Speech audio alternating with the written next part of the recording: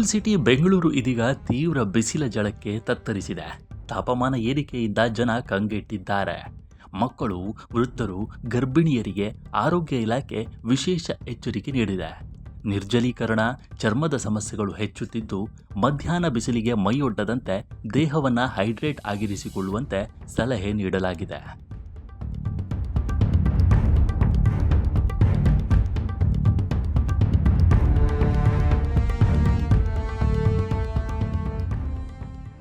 ಹೌದು, cool city ಎಂದು ಕರೆಸಿಕೊಳ್ಳುವ ರಾಜಧಾನಿ ಬೆಂಗಳೂರು ಸದ್ಯ ಹಾಟ್ ಸಿಟಿಯಾಗಿ ಬದಲಾಗಿದೆ. ಸೆಕೆ ಜೊತೆಗೆ ಏರಿಕೆಯಾಗುತ್ತಿರುವ ತಾಪಮಾನಕ್ಕೆ ಸಿಟಿ ಜನ ಶಾಪ ಹಾಕುವುದಕ್ಕೆ ಶುರು ಮಾಡಿದ್ದಾರೆ.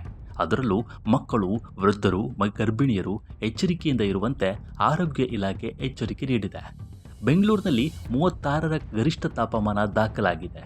ಕ್ಷಣ ಕ್ಷಣಕ್ಕೂ ಏರಿಕೆ ಆಗುತ್ತಿರುವ ರಾಜಧಾನಿಯ ವಾತಾವರಣ ಬೆಂಗಳೂರಿಗರನ್ನ ಹೈರಾಣಾಗಿಸಿದೆ. ಮುಂಜಾನೆ ಸೂರ್ಯನ ಉದಯವಾಗ್ತಾ ಇದ್ದಂತೆ ಬಿರು ಬಿಸಿಲು, ರಾತ್ರಿ ಆದರೆ ಬಿಸಿ ಗಾಳಿ. ಈ ವರ್ಷದ ತಾಪಮಾನ ಹಾಗೂ ಸೆಕೆಯಿಂದ ಜನ ಕಂಗಾಲಾಗಿದ್ದಾರೆ. ಅಲ್ಲದೆ ವೈದ್ಯರು, ಗರ್ಭಿಣಿಯರು, ವೃದ್ಧರು, ಮಕ್ಕಳ ಬಗ್ಗೆ ತುಸು ಎಚ್ಚರ ಎನ್ನುತ್ತಿದ್ದಾರೆ.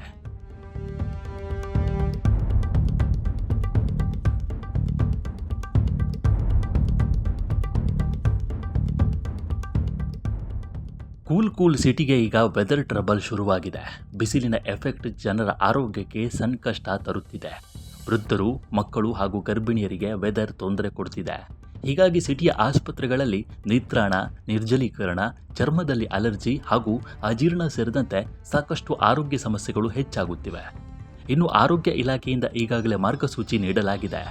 ತಾಪಮಾನ ಇಳಿಕೆಯವರೆಗೂ ಅಂದರೆ 11ರಿಂದ 4 ಗಂಟೆಯವರೆಗೂ ಹೆಚ್ಚು ಬಿಸಿಲಿಗೆ ಮೈ ಒಡ್ಡದೆ ಇರುವಂತೆ ಸಲಹೆ ನೀಡಲಾಗಿದೆ.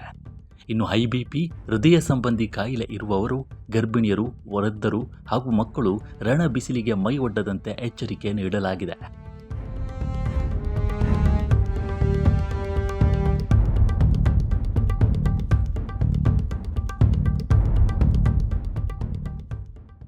ಬಿಸಿ ಗಾಳಿ ಬೀಸುವ ಪ್ರದೇಶಗಳ ಬಗ್ಗೆ ಗಮನ ಹರಿಸಲಾಗಿದೆ.